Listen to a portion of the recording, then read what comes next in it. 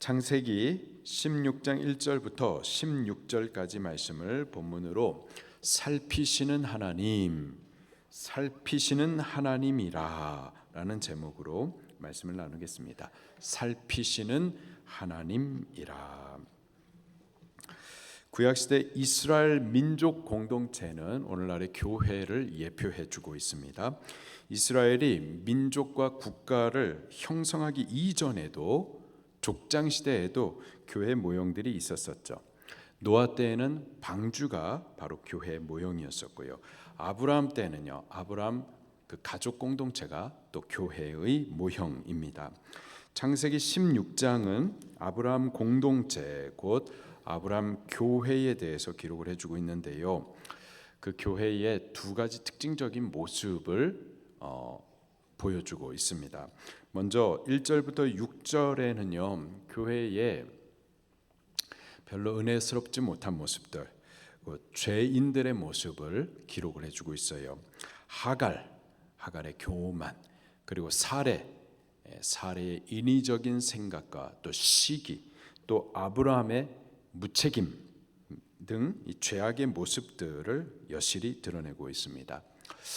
교회는 누가 모이나요? 누가 교회에 오나요? 그렇죠. 예수님 말씀에 내가 의인을 부르러 왔다라고 말씀하십니까? 아니면 죄인을 부르러 왔다 말씀하십니까? 죄인을 부르러 왔다 말씀하시죠. 교회는 주님의 부르심을 받은 죄인들의 모임입니다. 그러니 교회는요, 죄인들로 가득하고요, 또 은혜롭지 못한 죄의 모습들이 차고 넘칩니다. 교회가 어떻게 그럴 수 있어? 어떻게 이런 불의함과 부정함이 교회 안에 있을 수 있어? 있을 수 있습니다. 우리들 스스로를 좀 보시면은 답이 나와요. 우리와 같은 죄인들이 부르심을 받아 모인 곳이 교회이기 때문에, 죄인들이 그 자비한 부르심을 따라 모여 있기 때문에 교회 안에는 은혜롭지 못한 모습들이 항상 있습니다. 오늘 본문에서도요, 아브라함 교회 안에 이 은혜롭지 못한 죄의 모습들을 적나라하게 드러내주고 있어요.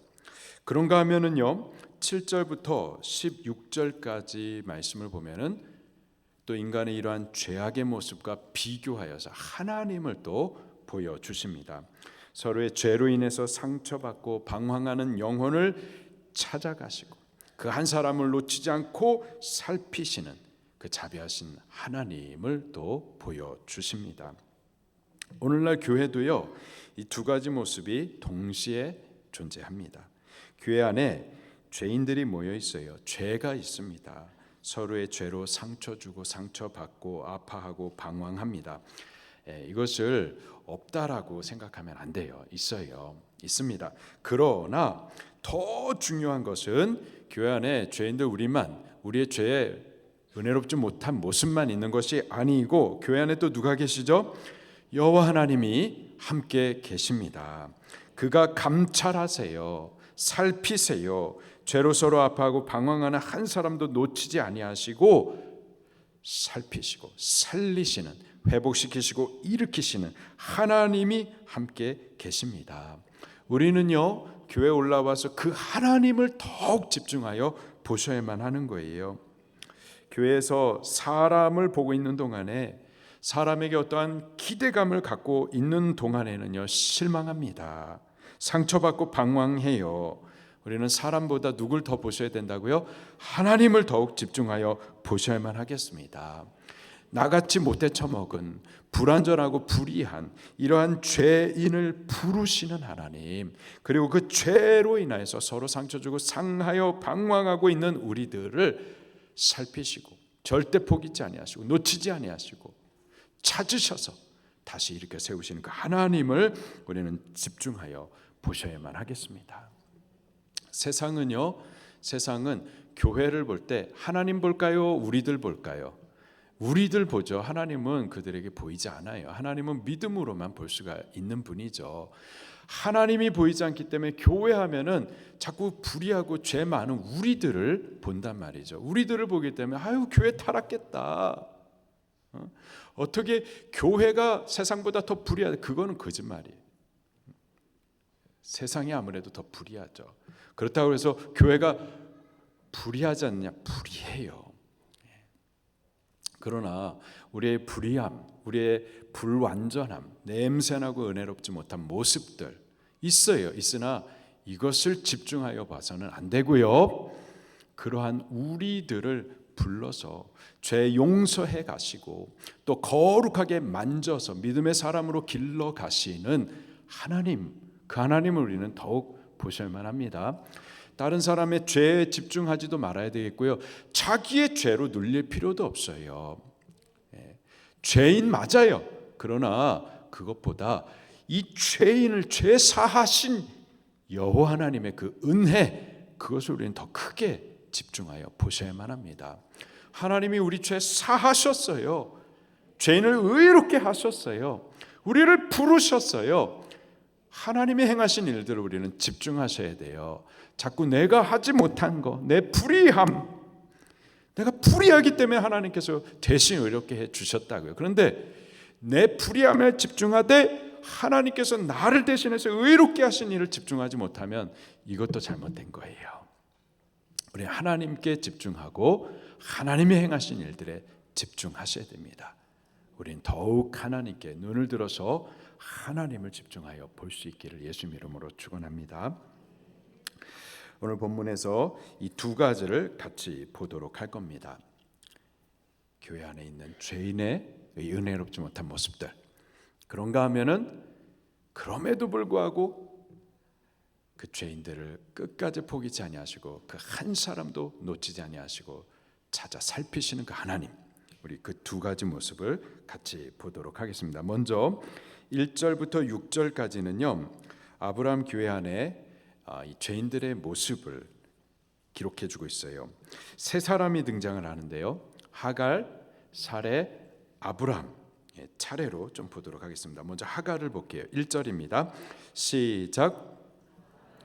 사레는 출산하지 못하였고 그에게 한 여종이 있으니 애굽 사람이요 이름은 하갈이라. 자, 하갈은 어디 사람이라?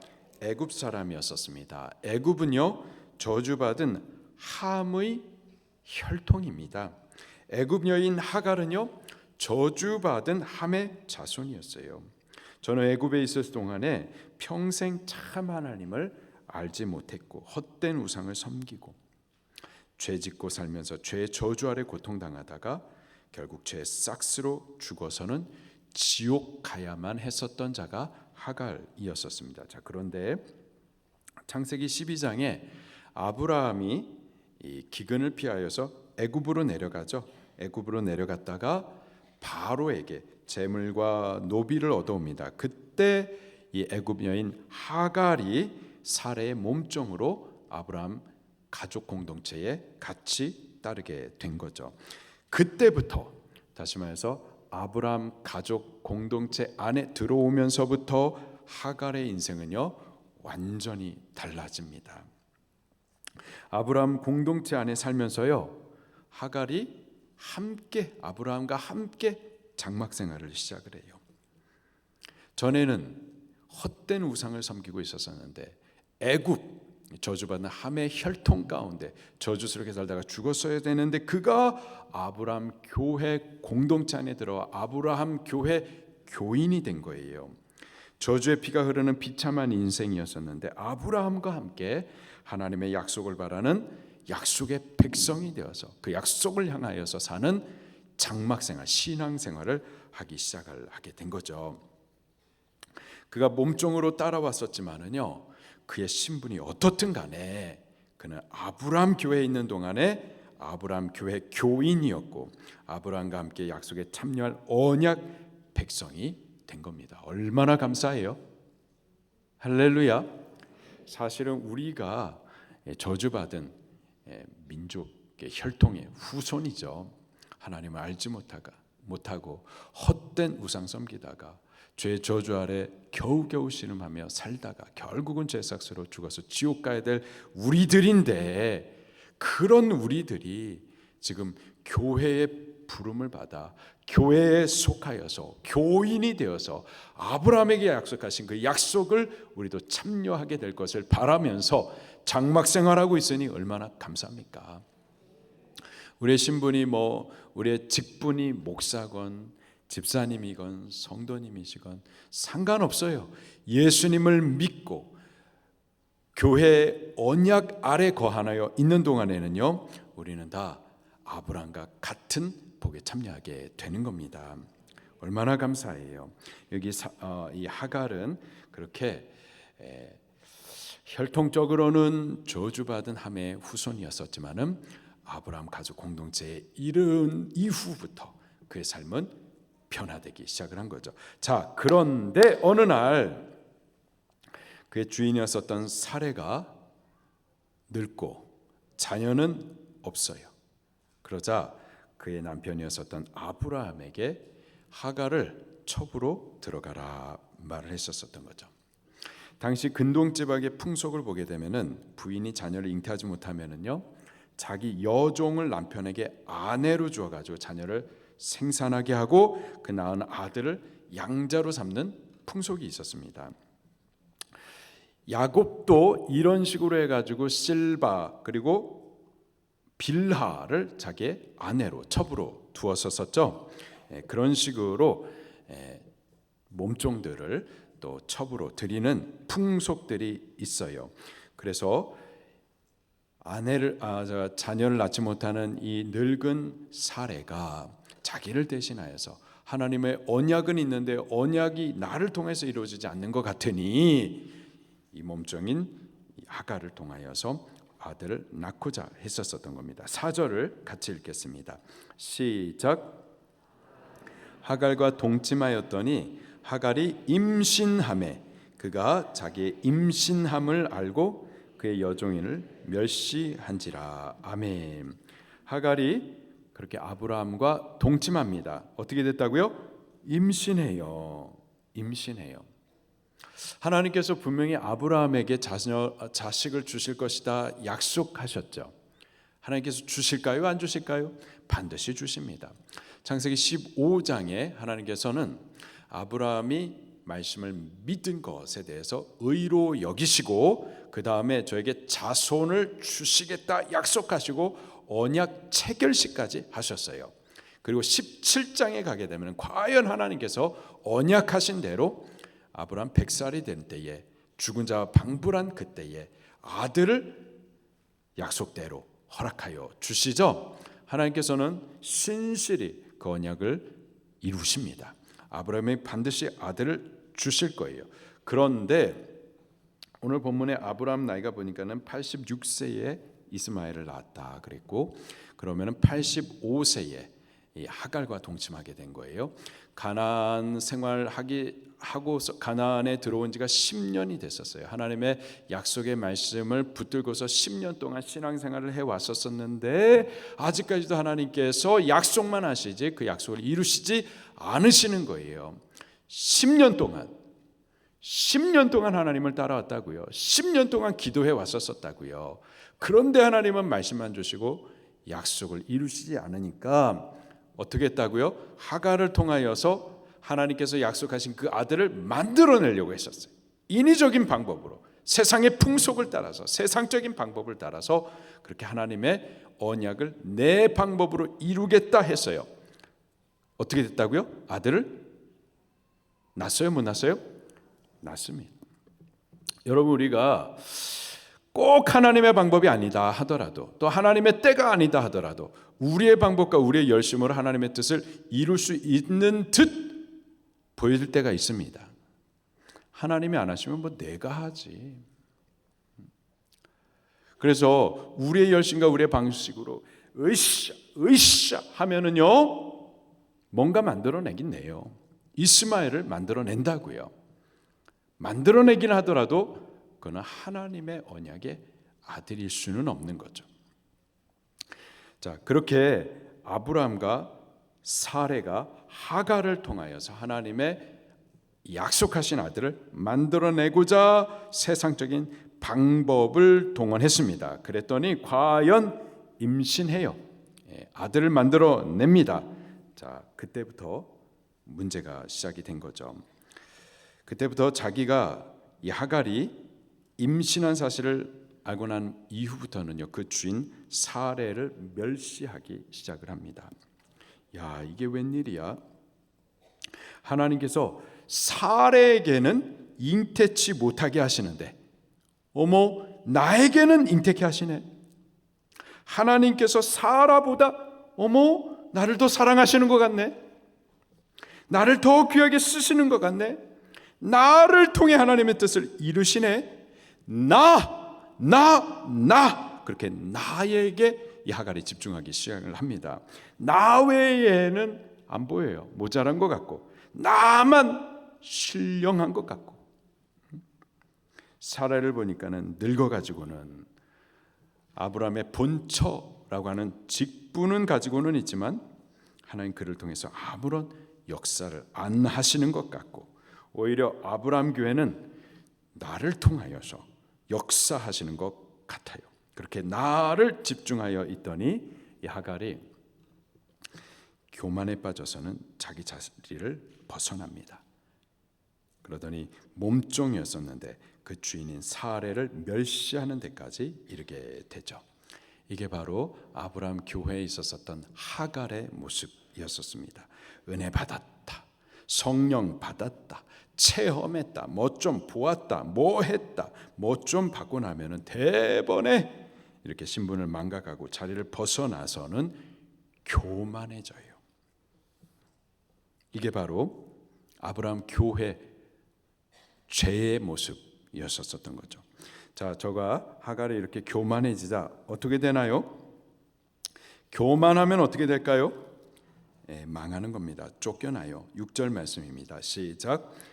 아브라함이 사레에게 이르되 당신의 여종은 당신의 수중에 있으니 당신의 눈에 좋을 대로 그에게 행하라 하매 사레가 하갈을 학대하였더니 하갈이 사레 앞에서 도망하였더라.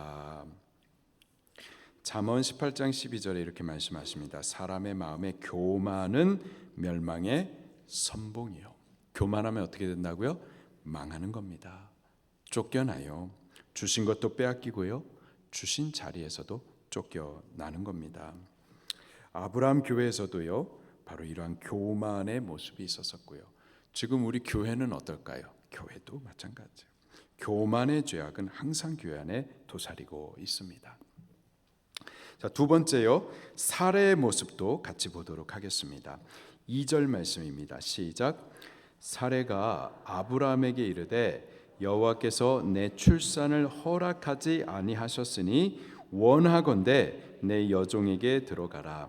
내가 혹 그로 말미암아 자녀를 얻을까 하노라 하매 아브라함이 사레의 말을 들으니라.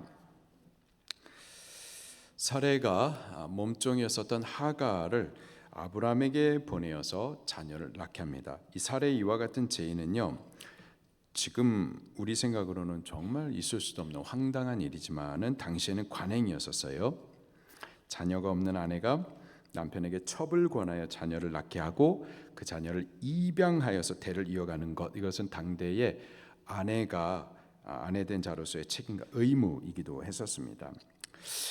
당시에 여자가 결혼해가지고 자녀를 낳지 못한다, 큰 수치되는 일이었었습니다. 특별히 대가 끊어질 처지에 놓인 이 상황에서 사라가 느끼는 그 중압감, 또 조급함, 또 슬픔, 좌절감을 우리가 생각하면 인간적으로 이 사례의 이러한 제의를 우리가 제의한 부분에 대해서 인간적으로는 이해가 가죠. 그러나 모든 것을 우리 인간적으로만 생각하고 인간적인 감정으로 이해하려 해서는 안 되는 겁니다. 사례의 이러한 제의는 당시에 그런 관습도 있었고 또 사례의 안타까운 그런 처지도 물론 있었지만 무엇보다도 하나님의 언약을 믿지 않은 불신앙에서부터 자행된 사건인 거예요. 잠시 후에 우리가 보겠지만은 이 사례의 이러한 불신앙의 죄로 인하여서 사라 자신뿐만 아니라 그 가족 모두에게 얼마나 큰 불행과 상처가 뒤따르는지 그것을 우리가 알게 되면 인간적인 방법을 따르고 인간적으로 안타까워하면서 아유 안타깝다, 이해한다, 어쩔 수 없지 않느냐, 괜찮다, 이런 말은 정말 무책임한 말인 겁니다. 우리 셀 리더들이 셀 식구들에게 하나님의 말씀으로 권면하면서 믿음을 써보자 라고 할 때 그게 절대 쉬운 말이 아닙니다. 그 셀 리더가 그런 말 하기까지는요, 용기를 많이 내고 기도 많이 하고 믿음을 써서 하는 거죠. 셀 식구의 처한 그 어려운 상황을 너무나 잘 알고 있기 때문에 믿음 쓰라는 말이 쉽게 나오지가 않아요. 이해한다, 어쩔 수 없지 않느냐, 괜찮다, 이런 식으로 위로해 주는 것은 오히려 쉽고 편하죠. 그러나 불신앙의 결과로 뒤따라오는 열매를 우리가 인식한다면은 어렵지만은 하나님의 말씀대로 권면해 줘야만 할 것이 사명인 줄로 믿습니다. 2절에 이 사례가 이러한 불신앙의 제의를 함에 있어서 그 이유를 이렇게 말하고 있어요. 여호와께서 내 출산을 허락하지 아니하셨으니. 내가 이러한 제의를 하는 이유는 여호와께서 내 출산을 허락하지 아니하셨기 때문에. 하나님에 대한 강한 불평을 담고 있습니다. 그리고요, 자기가 지금 하고자 하는 그 일에 대한 정당성을 주장하려는 숨은 의도도 함께 있는 거예요. 차라리 이러한 불평을 말하면서 그러니 내 여종에게 들어가라, 이렇게 말을 하고 있어요. 하나님께서 출산을 허락지 아니하셨기 때문에 내 여종에게 들어가라. 근데 이것은 하나님께서 이렇게 안 하셨기 때문에 이렇게 해야 된다라는 이런 논리적인 필연성을 피력하는 데 사실 이것은 비겁한 변명이고요. 사례가 이렇게 말하는 것은 그 실체는 불신앙 때문이었습니다. 그의 불신앙이 그 다음의 말에 그대로 또 드러나고 있어요. 2절을 다시 한번 읽어볼게요. 시작. 사례가 아브라함에게 이르되 여호와께서 내 출산을 허락하지 아니하였으니 원하건대 내 여종에게로 들어가라. 내가 혹 그로 말미암아 자녀를 얻을까 하노라 하매 아브라함이 사례의 말을 들으니라. 혹 그로 말미암아 자녀를 얻을까 하노라. 그로 말미암아 여종 하갈을 통해서 자녀를 얻을 수 있을 것이다, 이렇게 지금 말하고 있는 겁니다. 지금 사례가 제의하는 이 방법대로 하면은 자녀를 얻을 것이다 라는 그 가능성과 믿음을 지금 표현을 하고 있어요. 자기 생각, 자기 계획을 하나님의 약속보다 지금 더 믿고 있는 거예요. 자기의 생각, 자기의 계획보다 하나님의 약속을 안 믿고 있는 겁니다. 이 불신앙으로 나온 제의였었던 거죠. 아브라함은 사례의 이러한 불신앙의 제의에 대해서 어떻게 반응했나요? 2절 마지막에 보니까 아브라함이 사례의 말을 들으니라. 듣다, 히브리 발음으로 쉐마, 뜻은 듣다, 듣기만 한 것이 아니라 따르다, 순종하다라는 의미가 포함되어 있습니다. 아브라함이 하나님의 언약의 말씀을 저가 받은 당사자이고 언약 체결식도 한 당사자인데도 불구하고 하나님의 말씀보다는 사례의 불신앙적인 말을 따라 듣기도 하고 따르고 순종하기도 했었던 거죠. 전에 아담이 하나님의 말씀보다 그 안에 하와의 미혹된 말을 듣고 선악과를 먹었었던 것이 연상이 됩니다. 하나님의 말씀보다 사람의 말을 따라갔었던 거죠. 자, 그래서 어떻게 되나요? 4절 말씀을 같이 또 보겠습니다. 시작. 아브라함이 하갈과 동침하였더니 하갈이 임신하매 그가 자기의 임신함을 알고 그 여주인을 멸시한지라. 아멘. 하갈이 임신합니다. 사례의 말대로 했더니 임신을 했어요. 사례의 말이 옳은 것 같아요. 사라의 방법을 통해서 하나님의 약속이 이루어지는 듯해요. 지금 태문이 열린 것이 하나님께서 우리 가정에 은혜를 베풀어 주신 것 같고 응답하신 것 같아요. 이제 아기를 임신했으니 모든 것이 복되고 형통하고 평안할 것 같게 생각을 했었던 거죠. 당장은 그렇게 생각이 될 수 있어요. 하나님께서 은혜로 우리에게 허락해 주셨다. 그러나 사실은 그 반대죠. 바로 이 아기를 임신한 바로 이때부터 모든 것이 엉망이 되고 모두가 큰 상처를 받게 됩니다. 먼저 사라에게 어떤 일이 벌어지는지 4절 후반을 보니까요, 하갈이 자기의 임신한 사실을 알고서부터는 그 여주인 사라를 멸시하기 시작을 합니다. 사라는 임신하고 그 아들을 낳게 되면은 입양하여서 내 아기로 삼을 줄 그렇게 생각을 했었는데, 오히려 늙은 여종을 쫓아내고 몸종이 자기가 주인이 되고자 그런 생각을 갖고 있었던 거죠. 그러면서 멸시를 하기 시작을 했었습니다. 잠언 30장 21절부터 23절을 말씀해 보게 되면은 세상을 진동시키며 세상으로 견딜 수 없게 하는 것 서너시 있으니 곧 종이 임금되는 것과 미련한 자가 배부른 것과 꺼림을 받는 계집이 시집간 것과 계집종이 주모를 이은 것이라, 이렇게 기록을 하고 있습니다. 사례의 입장에서 보면은 이 하갈이 지금 그 경우인 거예요. 그러니 이 종이 주인의 아이를 잉태하여 여주인을 멸시하니 이 사례가 견딜 수가 없었던 겁니다. 자, 그러자 5절 말씀을 보면은 사례가 이러한 상황을 가지고서 그 남편 아브라함을 탓합니다. 5절입니다. 시작. 내가 받는 모욕은 당신이 받아야 옳도다. 내가 나의 여종을 당신의 품에 두었거늘 그가 자기의 임신함을 알고 나를 멸시하니 당신과 나 사이에 여호와께서 판단하시기를 원하노라.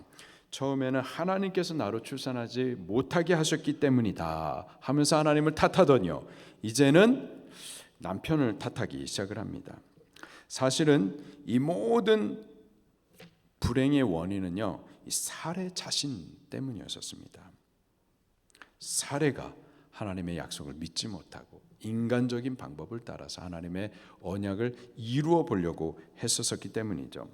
그런데 자기의 잘못은 인정하지 아니하고 처음에는 하나님을 향해서 원망하더니 이제는 남편을 향해서 불평을 쏟아내요. 그리고요, 아브라함을 향해서는 이렇게 원망과 불평 그리고 바가지를 막 쏟아내고, 하갈을 향해서는요, 독한 시기로 학대하고 견디지 못하게 하고 결국은 이 아브라함 가족 공동체에서부터 떠나게 합니다. 이게 바로 사례의 모습이었었어요. 아브라함 교회 안에 있었던 죄인의 모습이었었죠. 불신앙, 인간적인 방법과 수단, 그리고 독한 시기, 이것이 바로 교회의 모습이었습니다. 마지막으로 아브라함의 모습도 같이 보도록 합니다. 아브라함은요, 사실 지금 이 모든 사태에 책임을 져야 할 사람입니다. 왜냐하면 그가 하나님의 말씀을 받는 자요, 또 하나님과 언약을 체결한 당사자이기 때문이죠. 사례가 하갈을 통하여서 언약의 씨를 받고자 이러한 인간적인 방법을 제의했었을 때, 아브라함은요, 하나님의 말씀을 받은 자로서 그건 아니다, 잘못된 거다 하면서 물리쳤어야만 했었어요. 그러나 저가 사람의 생각과 방법을 오히려 듣습니다. 따라갑니다. 하나님의 말씀을 버리죠. 아브라함의 책임이에요.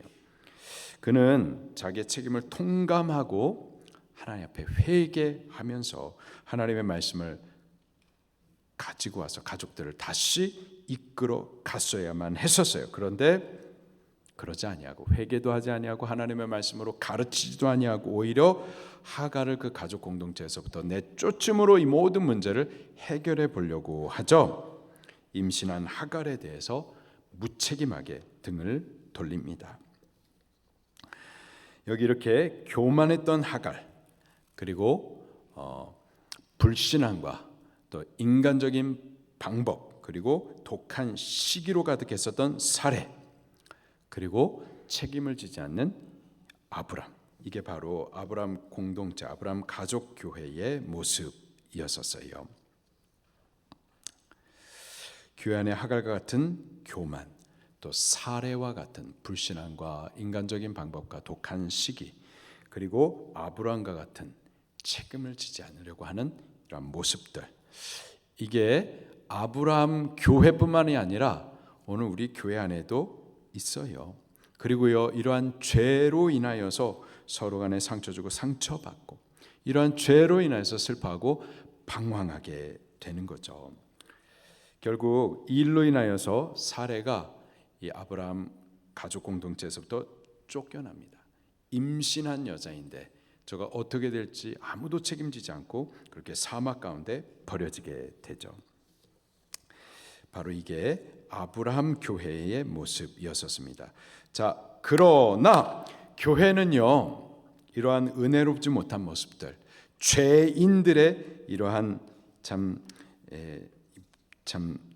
아름답지 못한 모습들만 있는 것이 아니고요, 우리의 죄로 서로 상처 주고 상처받는 우리를 또 찾아와서 우리를 살피시고 또 다시 세워가시는 하나님도 이 교회 안에 함께 계심을 우리가 꼭 믿으시기를 바랍니다. 교회가 세상과 구분되고 또 거룩한 이유는요, 우리가 거룩해서가 절대 아닙니다. 우리 때문이 아니에요. 우리는 정도의 차이가 있지만 세상 사람들이 범하는 죄 우리도 다 범하고요. 정도의 차이가 있지만은 세상이 참 불의하고 부정직한 모습들 우리 교회 안에도 분명히 있습니다. 다 아름다울 것 같지만 사실 뚜껑을 열어보면은 냄새나고 또 은혜롭지 못하고 이러한 모습들이 우리 교회 안에도 있죠. 그러나 우리 교회 안에 똑같이 일그러지고 냄새나는 불의함이 있다 하더라도 교회가 거룩한 이유는요, 이 교회를 거룩하게 하시는 자 여호와 하나님, 그 하나님이 여기에 함께 계시기 때문인 줄로 믿습니다. 죄로 아파하고 슬퍼하고 방황하는 우리들을 찾아오시고 감찰하시고 살피시고 다시 일으키시는 하나님이 교회 안에 계시기 때문이에요. 우리 때문이 아니라 하나님 때문에 교회에는 위로가 있는 거고요, 소생함이 있는 거고 때문에 거룩한 성전인 거죠. 7절부터 14절 말씀에 보게 되면은요, 바로 그 하나님에 대해서 기록을 해주고 있습니다. 7절 말씀을 같이 봉독하겠습니다. 시작.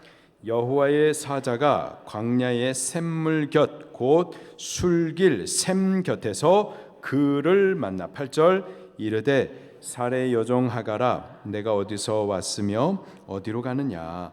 그가 이르되 나는 내 여주인 사레를 피하여 도망하나이다. 여호와의 사자가 광야의 샘 곁 곧 술길 샘물 곁에서 하갈을 만났다 기록을 해주고 있습니다. 하갈은 지금 아브라함 공동체로부터 상처받고 떠나서 슬퍼하며 방황하고 있습니다. 바로 그를 여호와의 사자가 찾아와 만나 주세요. 여호와의 사자는요, 여호와 하나님 당신을 말하는 겁니다. 하나님께서 지금 직접 하갈을 찾아와 주시고 그를 만나 주셨던 거예요. 아담 이후의 죄인은 스스로 하나님을 찾지 못합니다. 죄인이 하나님을 찾아가는 것이 아니라 항상 하나님께서 죄인을 찾아오세요. 범죄한 아담이 하나님을 피하여서 숨어 있었을 그때에도 하나님께서 아담을 먼저 찾으시죠. 아담아, 내가 어디 있느냐. 죄 짓고 벌거벗고 수치로 숨어 있는 아담을 하나님께서 먼저 찾으십니다. 그리고요, 찾으실 뿐만 아니라 그의 수치된 것을 덮어주시기 위해서 희생하여 가죽 옷을 옷 입혀 주시죠. 이분이 바로 여호와 하나님이십니다. 의인은 없나니 하나도 없으며 깨닫는 자도 없고 하나님을 찾는 자도 없어서 하나님께서 인간의 몸을 입고 우리를 찾아와 주셨어요. 그분이 바로 예수님이시죠. 그 예수님께서 우리를 대신하여서, 우리가 요청해서가 아니라 그가 먼저 스스로 우리를 찾아와 우리를 대신해서 의롭게 살아주시고 또 우리를 대신해서 십자가 위에서 그 가죽옷이 되시려고 피 흘리시고 살 찢겨 고통을 당하시기까지 죽어 주심으로 우리의 부끄러움과 수치됨을 덮어 주셨죠. 그렇게 하나님께서 지금 아브라함 공동체 안에 상처받고 슬퍼하고 방황하고 있는 이 하갈을 먼저 찾아와 주십니다. 그의 슬픔과 고통을 들으시고 그를 위로해 주시기 위해서, 그를 다시 살려 주시기 위해서 하나님 그를 찾아오시는 거예요. 그렇게 하나님은요, 방황하는 죄인을 위로해 주시고 다시 살게 해 주시기 위해서 찾아오시는 분이십니다. 7절 말씀을 보게 되면은 하나님께서 하갈을 술길 샘물 곁에서 만나셨다 이렇게 말을 하고 있어요. 여기 술길이라고 하면은 가나안 땅에서부터 애굽으로 내려가는 길목입니다. 지금 하갈은 아브라함 공동체 거기 있었었다가 원래 자기가 있었었던 곳 애굽 옛 생활로 다시 돌아가고자 하는 그 길에 있었었던 거예요. 그를 하나님께서 찾아와 주셨었던 겁니다. 그러면서 8절에 말씀하시기를 살해 여종 하갈아 내가 어디서 왔으며 어디로 가느냐 물으세요. 너가 어디서 왔으며 지금은 또 어디로 가느냐. 하갈은 본래 저주받은 함의 혈통으로서 하나님은 참 하나님을 알지 못하고 헛된 우상 섬기다가 그렇게 저주 가운데 겨우겨우 살아 결국은 죽어 지옥 갈 자였었어요. 바로 거기서부터 하나님께서 아브라함 은혜 공동체 안으로 하나님께서 들여 주셨었죠. 그 은혜 공동체 안으로 들어가게 하시려고 하나님께서는 애굽에서부터 하갈을 건져내셨다고요. 근데 하갈아 너 지금 어디로 가느냐? 너 그 옛생활에서부터 새 생명이 있는 곳을 옮겨주었는데 너가 지금 그것을 버리고 다시 옛생활로 가려느냐 지금 물으시는 겁니다. 하나님께서는 하갈의 이름을 부르세요. 하갈아. 그 이름을 부르세요. 살해의 여종아 이렇게 부른 것이 아니라 살해의 여종 하갈아.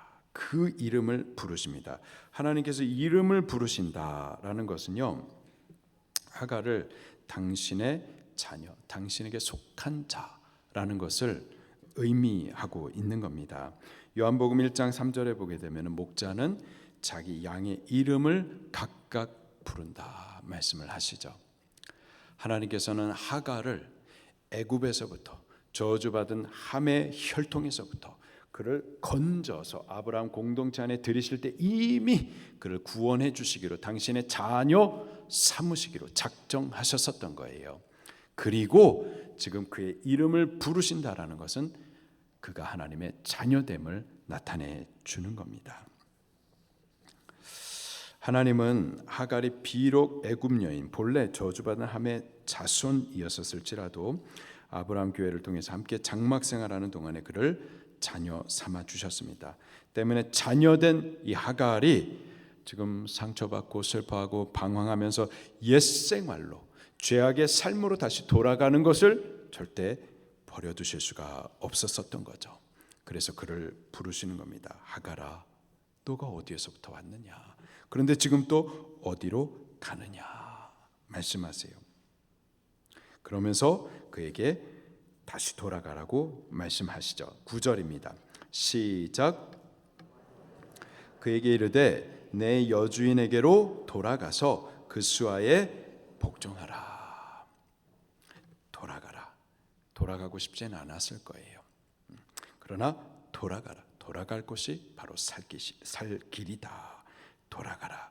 돌아가고 너 원래 자리 다시 찾아서 너 주인에게 복종하라. 너 교만했었던 것을 회개하고 너 원래 자리로 찾아 돌아가라. 그것이 너가 살 길이다 라고 말씀해 주시면서 저에게도 복을 약속해 주십니다. 10절입니다. 시작. 여호와의 사자가 또 그에게 이르시되 내가 내 씨로 크게 번성하여 그 수가 많아 셀 수 없게 하리라. 11절. 여호와의 사자가 또 그에게 이르되 내가 임신하였은즉 아들을 낳으리니 그 이름을 이스마엘이라 하라. 이는 여호와께서 내 고통을 들으셨음이니라. 12절. 사람 중에 들나귀 같이 되리니 그의 손이 모든 사람을 치겠고 모든 사람의 손이 그를 칠지며 그가 모든 형제와 대항하여 살리라 하니라. 13절. 하갈이 자기에게 이르신 여호와의 이름을 나를 살피시는 하나님이라 하셨으니 이는 내가 어떻게 여기서 나를 살피시는 하나님을 배웠는고 함이라. 14절. 그 샘을 부엘라헤 로이라 불렀으며 그것은 가데스와 베레 사이에 있더라. 아멘. 하갈아 다시 돌아가라. 돌아가고 너 주인에게 복종하라. 그것이 살 길이다. 회개해라. 옛생활로 돌아가지 말고 너가 있어야 될 교회로 돌아가라. 회개함으로 너의 자리를 지켜라. 그런 이후에 하갈에게 약속하시는 바가 너도 살겠지만 너가 임신하였는데 너 자녀도 낳을 것이고 너 자녀가 또 풍성하게 그렇게 복을 받게 될 것이다 약속을 하십니다. 그리고 나서 하갈이 자기를 만나주신 그 하나님의 이름을 붙여주기를 부엘라헤 로이라고 불렀어요. 그 뜻은요, 나를 살피시는 하나님, 나를 살피시는 하나님.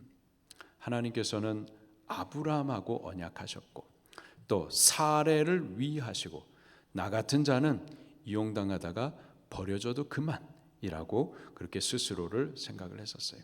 아무도 나를 찾지 않고 이렇게 철저히 외로운 것, 철저히 버려진 것, 그래서 아무도 나를 찾지 않을 줄 알았는데 바로 그곳에서 하나님께서 저를 찾아와 주시고 만나 주시고 저를 살피시고 언약도 해 주셨었던 거죠. 그 하나님을 살피시는 하나님이라고 이름하면서 하나님을 높여 드렸었던 겁니다. 하나님이 바로 이러하신 분이세요. 우리의 죄 때문에 우리가 곤고한 인생을 삽니다. 우리의 죄로 인해서 쫓겨나고 버려진 저주스러운 인생 가운데 살아요. 그래서 우리의 죄로 인해서 아무도 나를 찾지 않을 것 같지만 죄 가운데 버려진 우리라도 하나님께서는 택한 자녀를 절대 포기치 아니하시고 한 사람도 놓치지 아니하시고 그를 살펴 다시 세워주시는 줄로 믿습니다. 하갈아, 너 자리로 돌아가고 너 주인에게 복종하라. 하갈아, 부르시는 그 음성을 우리가 들으시기를 바랍니다. 하나님, 우리를 살피세요. 우리를 절대 포기치 않으십니다. 내 죄로 인해서 곤고해졌지만 그러나 곤고한 우리를 주님께서는 다시 살리시기 위해서 찾아와 만나주시고 우리의 이름을 불러주세요. 하갈아, 우리의 이름을 부르신다라는 것은 우리가 당신에게 속한 자라는 뜻입니다. 당신이 우리를 기르시는 목자이심을 말씀해 주시는 거예요. 우리 그분의 음성을 따라서 우리 있어야 될 그 자리로 다시 돌아가십시다. 회개함으로 돌아가십시다. 교만을 버리고 다시 겸손히 복종하십시다. 하나님께서 우리를 다시 새롭게 일으키실 줄로 믿습니다. 우리 이 시간에 말씀 붙들고 같이 찬송하십시다.